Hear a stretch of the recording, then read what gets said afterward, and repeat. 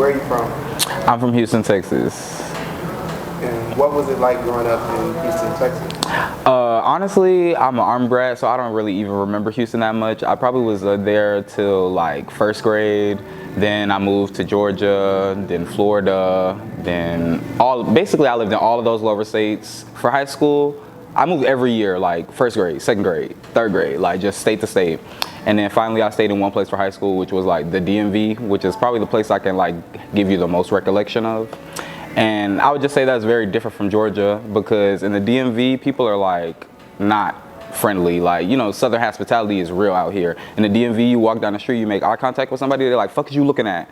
It's like, so when I came here and people was like smiling at me and waving, I was like, oh my God, people are talking to me? Like, go crazy. Right. Yeah. Yeah, the South is so much different than the East Coast. Way different. And so how did moving around during your childhood, like how did that affect you as a person? I think it was cool. It gave me the opportunity to get a lot of different culture, experience a lot of different places, and like test out a lot of different aspects of my personality. Yeah, the only bad part was coming out over and over again. It was like, okay. But yeah, like traveling built like my talents.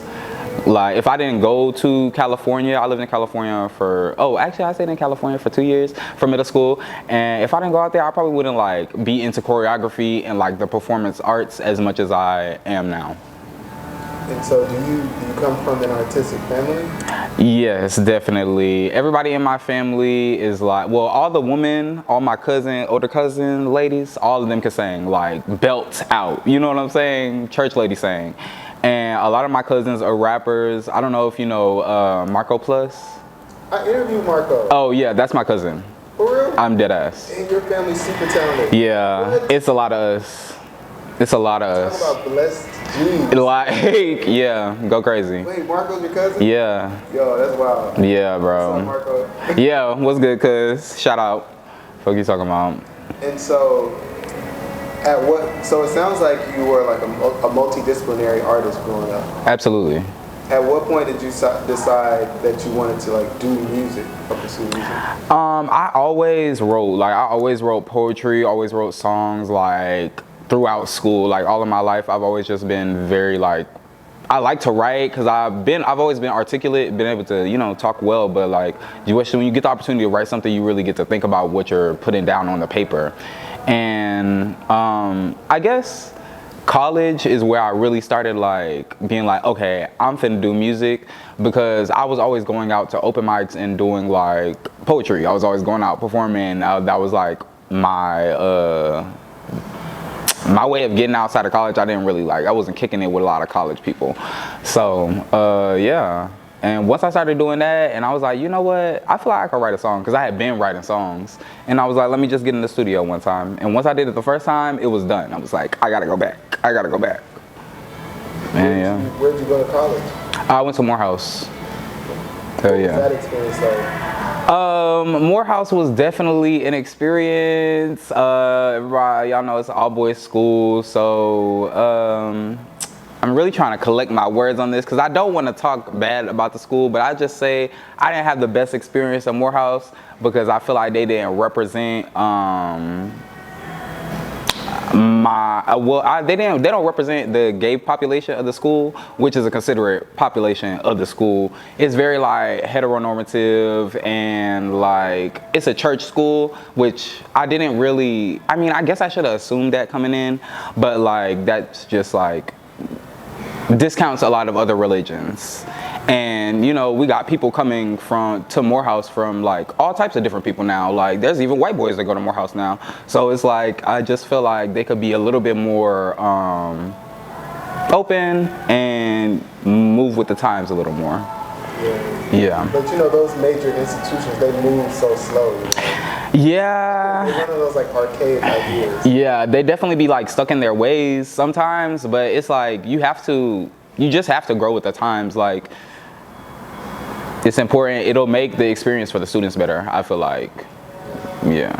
So I want to take it back to you writing your first song after going to like, you know, the open mics and Yeah. all in like poetry and the arts, what was the first song that you put out in the studio, recording in the studio? The first song that I ever really put out is called Dark Heart, and it is not on any platforms anymore.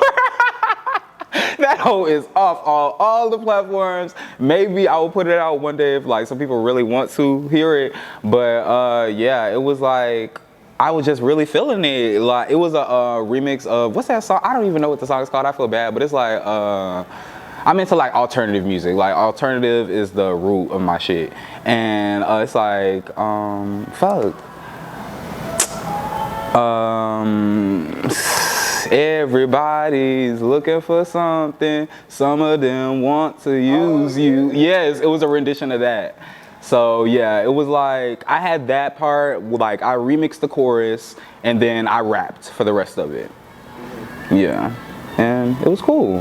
And so why did you take it down? Just because it wasn't like the best quality, and I was singing on the track, and I done took some singing lessons since then. So you feel like the vocals weren't on point? The vocals weren't on point. I definitely had the bars. The bars was there. The symbolism was there. The vibe was there. But the vocals was not on point, and it was not like mixed or anything. It was just like I went in there, I did that joint, and I was like, I'm finna post this. And yeah, it just needed to be redone. Like I would redo that joint, but I don't think I'll post the old one again. Are you independent or are you signed to a label? I'm independent. Is that by choice? Yeah, I guess, yeah.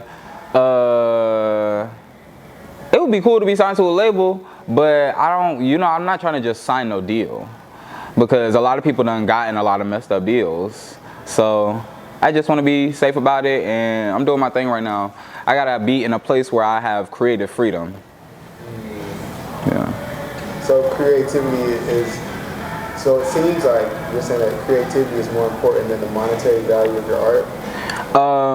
Yeah. All right, what's your number though? Do you have a number? 6. No, so like 6 million? So if someone say, I'm gonna give you a deal, would that, well, of course, you would have 666 if somebody was like, I would really have to see like if they're gonna give me creative freedom on the deal, or they're gonna be like controlling with it, because that's gonna make an influence on the number. You know what I'm saying? Like if they're giving me a record deal and I have creative freedom to be myself, I'm not trying to like be cheap or nothing, but like I don't need a whole bunch of budget for me to do what I need to do, because I've been doing it already. Like I'm not gonna say settle, but like a 500K deal would be cool. I'd be fine. Yeah. Okay. Do you play any instruments? I play the electric bass guitar. I'm not gonna say I play, but like I'm learning. I know some chords and stuff. I can only play when I don't got the nails on, so yeah. And what speaking of the nails, what inspires your fashion sense? Okay, so I'm gonna start with the nails. So my whole aesthetic, I'm a Libra. Well, my rising is a Libra, but like I have 4 Scorpio placements, so I really be saying I'm a Libra Scorpio. But anyway, the root of Libra is like balance, the scales. And so I like to balance my masculine, my feminine energy, and like that's how I manifest it on my hands with the nails. I got the acrylics on this hand, and I got my regular nails and my rings on this hand. And then, of course the hairs, and it's also an extension of my feminine energy. And my style is like really based off like just a bunch of aesthetics that I like. Like I grab my style from anime, I grab my style from horror, well,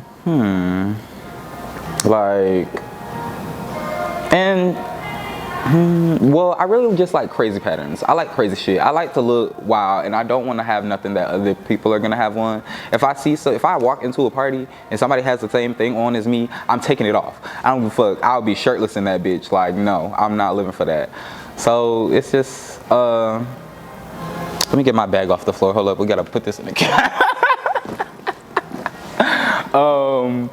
It's just all about, no, this is Size, protect black people. I love this bag. I like to bring this, yeah. It's just, Yeah, I can't even really say. It's just a lot of aesthetics that I really love and appreciate from like watching TV growing up, listening to music, and just like watching music videos, colors, like they go off. Would you move towards a fashion career?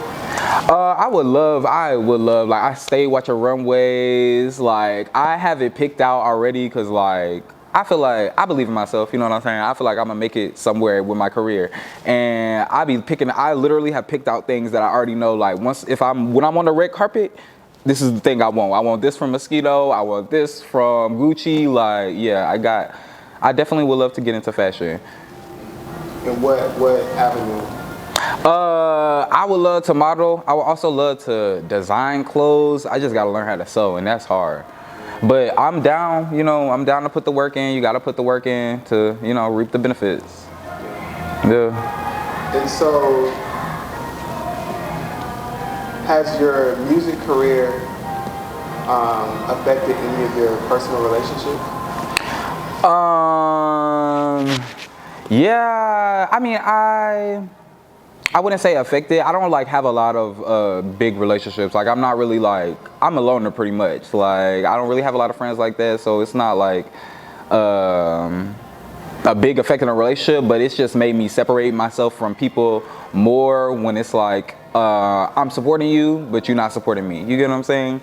Like, acquaintances and Instagram relationships. You know what I'm saying? Like, if I'm supporting you, I'm going to buy your products or I'm going to repost your thing, you know what I'm saying? Do the same for me. And it's like, even if we chatting it up, we're not like friends, but that'll just make a difference. And it's like, if you can't show me the same, reciprocate the energy, it's just not for me. Yeah. Can you talk a little bit about your 666 brand? Okay, so the 666, it's all really about representation and equality. It is an angel number 2. Of course, it has the representation of the devil, but it also has the angel number. The angel number meaning is like being aligned with who you are supposed to be in the universe. And I'm all about like spirituality and energy and your chakras and meditation. So, that's just as important as the devil symbolism, but I also like the devil symbolism because the devil was the guy's favorite angel at one point, and when he got kicked out, it was like he became the ruler of hell. You know what I'm saying? And as a gay man, I feel like Christianity has kicked me out, and now I'm ruling my shit.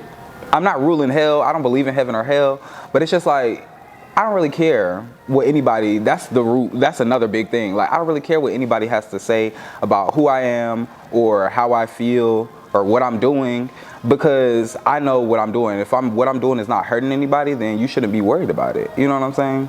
And that's also one of the key cores of like Satanism as a religion, which is like, love yourself, love others, don't hurt anybody. Like, those are the core values. And yeah. Why do you think Satanism has been like, why do you think that it's been like demonized so much? I didn't want to say demonized. Yeah. Satanism, yeah. People are just scared. Like, people are scared of what they're afraid of. People don't know what's going to happen when they die.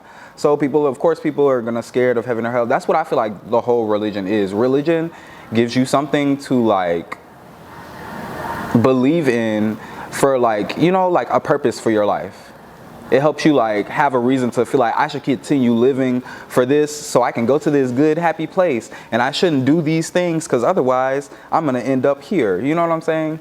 And Satanism is demonized because it's hell. Like, Satan is the ruler of hell, and people already have hell as a bad place. You know what I'm saying? So people can't open up to the idea of Satanism because they're already like, oh, devil, hell, sin, da da da da da da da da. And it's like, that's not really what it's about. It's just like, not. It's really about all the things that, like, the Bible say you can't do so much. You're not supposed to wear two different type of fabrics together. You can't eat this animal. Like, you can't do this, da da da da da. But like, for real, like, reading the Bible, it's like almost like sometimes the devil is the hero, because God is like, oh yeah, I'm gonna have you go starve in the desert for 4 days and 4 nights. And the devil's like, hey bro, do you want some water? Like, are you good? God's like, I want you to kill your son. The devil's like, I don't think you should do that. Like, it doesn't make sense how people see it to me sometimes. And so, how did you choose Satanism over any other sort of occult? I wouldn't say like I chose anything, to be honest. I just feel like I research a lot of different things. Like, I identify with some things from Buddhism and like Taoism and so many religions. It's like there's good things in everything. I just like I put the 666 with me because I have a past in Christianity, and my experiences with Christian people, which is majority of like the United States is Christian, has been I've had negative experiences. I won't say all of them because I did go to a gay church, but What's that? A church that has a gay priest and a lot of gay people. Mm-hmm. Yeah. So wait, so they have churches that are specifically there? I don't know if it was like specifically like that. It just happened to be like that. Yeah. I did. Yeah. But yeah. In experiences in like the outside world, me being by myself, like, I've dealt with a lot of harassment from Christians, and it's just like, that was me saying, I don't care. Like, I really don't. Like, Lil Nas did the thing with the video. He went to hell and like twerked on the devil. My thing is just like, I got these 6s right here, and it's just about balanced representation. Like, Christianity has all this, no, you can't do. Satanism is like, just do this and don't hurt anybody. And so how do you think that like the division between Christianity, Satanism, and these other religions, like, how do you think we can fix that so people can like come together? I think it's just all about educating yourself, for real. Like, you got to be open. You can't just be like I really have dealt with so many people who be like, oh, like, your vibe is so cool, and like, I heard your music before, I like it, but I just can't do it because you got that 666 at the beginning. And I feel like that's just so, like, I hate to say ignorant, but like, I feel like that is what it is, because it's like there's so much more than the devil. Like, 666 is the beast number. It's the angel number. 6 is just a number. Like, you know what I'm saying? It's like people out here don't have a problem with the number 13, but in other cultures, 13 is a bad number. It's just, it's all different. I feel like if everybody were to just do a little research on other religions other than their own, it will give them the opportunity to see things in a different light. And it's like, you got to go into it open-minded. Being closed-minded is not going to help bring anything together. And so what are some of the guiding principles of Satanism? Love yourself, love others, and don't hurt other people. Those are the main three that I remember. I think one is like, is it that like when someone does you wrong, you do the same thing back or something like that? No, I don't remember hearing anything, reading nothing about like vengefulness. I read something, but it's not necessarily vengeful though. It's more like like karma. Yeah, like yeah, it's gonna come back to them, and it should come from you, kind of thing. Yeah, I feel that. I don't remember reading about that, but I really do believe in karma and like just letting things happen. Like, you do me wrong, I'm just gonna let you have that, and you know you did me wrong. You know what you did. You know what I'm saying? So it's like, you gonna get God eventually, but I'm not gonna go out of my way to get you, because me going out of my way to get you is gonna like put that energy back onto me. Right. It's gonna become a karmic cycle. Right. You know what I'm saying? Like, no. Yeah. So let's take it somewhere else. So let's imagine that Slaughter is riding on the Amalfi Coast. He got like an old school Ferrari. Top is dropped. Was playing on the radio. Drugs for Me, okay? It's the 3rd song on my album. Drugs for Me. That joint is on full blast. Like, that's my shit. Yeah. Talk about the inspiration behind that song. Okay, yeah. So drugs for me, it's like, of course, drugs are a part of my. I'm a weed smoker. I'm pothead. I'm about to come out with some merch. I'm not gonna tell y'all too much about it, but it's gonna be super dope. Oh my god. And my favorite drugs are hallucinogenics because they're the drugs that have the least effect, like on you, negative effects on you. You know what I'm saying? Like uppers, downers you're gonna crash a lot harder than you were gonna crash if you take a tab or do some shrooms, in which you actually have the opportunity to like do some self-discovery. Shrooms have like, there's so much research on the effects of shrooms on depression. I've dealt with I deal with depression, anxiety, anger management, all that stuff. And like when I do shrooms, it really gives me the opportunity to like unpack with myself and like do shadow work. And so drugs for me is really all about why my favorite drugs are hallucinogenics, and I'm trying to talk about and give the feeling in the song of like the stages of drugs. So like the first verse is about giving you the feeling of getting addicted to the drug, and then the second verse is like once you are at that point where you're having to like do more of the drug to get higher, and then the last verse is like coming down and craving for it all over again. So it's like a cycle. Hell yeah. Can you describe like your most memorable experience on shrooms? My most memorable experience, I have a lot of really good memories of like doing shrooms, just like seeing really dope shit. But I would just say like my most recent and impactful thing was like, I was in a depression bout for a minute, and I was like, I finally had some money. I was like, I'm about to get some shrooms. I probably took like a 3.5, and I was listening to music, and I listened to my album. And when I listened to my own album, it really just like re-motivated me. Like, and it was crazy because I was on drugs for me. Like, I was listening to drugs for me. I stopped the song halfway through. I went outside. I sat on the porch. I just looked up and I like just started thinking about life. And I like probably cried for like 15 minutes, like dead ass. And then I was just like, okay, this is what I'm about to do. I'm about to get my life together. I have to. I work from home and I get paid a lot of more money now. So I got the opportunity to like really be in my creative bag and like go out on the weekends. I got a car now, so I can like move and be in motion. So I'm like really from that day, like doing shrooms that day really helped me like get out of my bout. I'm still working out of the bout, but it's like it really helped me like start, put that shift of gears into my life. And so how do you feel about how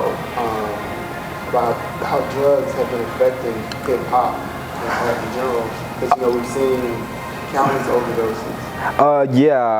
Well, the first line of that song is, I don't drink lean, I don't pop pills. That's the first line of drugs for me. And that's the main thing that people be overdosing off of. Definitely, I'm not in representation. Like, I don't like, even when, I'm not gonna say his name, but when I go to the studio, my engineer, his friends, he be talking about them doing perks together and all that shit. Like, and it's just like, yo, I just be like, yo, you gotta chill. I mean, I understand everybody has their things, but like some things are a lot more dangerous than other things. You know what I'm saying? Like, you're not gonna overdose on weed or shrooms or even LSD. And it's just like, I don't know. I really don't know. I just know I don't know what to say to like help people in regards to like them doing the drugs. It's just like, it's unfortunate. It's sad to see it happening to so many people. And I don't know, like, people gotta want better for themselves. And sometimes even when you telling people like, you gotta stop doing this, they like, you know what I'm saying? So it's really hard. But definitely I feel like they should stop doing that shit anyway, because half of the dudes who be popping them perks and making them bars is not making actual bars in their music. Like, they just be talking sometimes, in my opinion. And it's like, what do you really want your music to be? Because I want my music to be saying something and, having an impact. Like, I'm talking about stuff and I just want better, Do you have any upcoming projects that you'd like to talk about, or any recent projects? Hell yeah, I'm dropping a song on my birthday called Energy. It's gonna be a part of my EP called Savage. I dropped the album Slaughter, now I'm dropping my EP Savage. It's Slaughter Savage, you know what I'm saying? And yeah, I'm super excited for that. Like, I'm working on a music video for Energy right now. It's gonna be real dope. Hell yeah. Earlier you touched on your experience in college dealing with, I guess you would say, like anti-LGBTQ. Heteronormativity. Yeah, heteronormativity. Have you experienced any of that in the music industry? Yeah, definitely.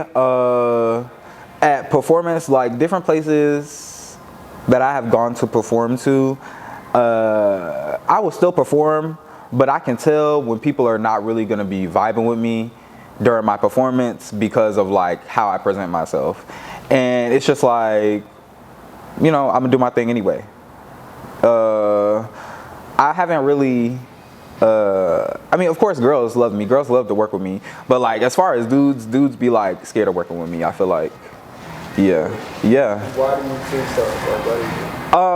Because like I guess I look a little extra, but like it's like I don't know. I guess I feel like they intimidated. I really do. Like that's all I could say. So someone watching this who wants to make a song, or they want to dress more creatively, or they want to be able to be their authentic self, but they just can't get out of their shell, what would you say to them as someone who is basically living in your truth? You just gotta live your truth. Like, there's no point in being somebody who's not you. Being yourself, people like when you be yourself. When you're flexing, like, it's obvious. It's obvious to me, at least. If you see something and you like something, get it and wear it however you want to wear it. Like, it doesn't matter. As long as you like it, and that's what's up for you. You know what I'm saying? Other people are gonna like you liking yourself, even if they don't appreciate, you know what I'm saying, what you have on. Like sometimes I'd be like, I know I be looking a little crazy sometimes with my fit, but people are like, you look dope because I'm just doing me. You know what I'm saying? So like, do you? You got to. Ain't nobody else gonna be able to do you.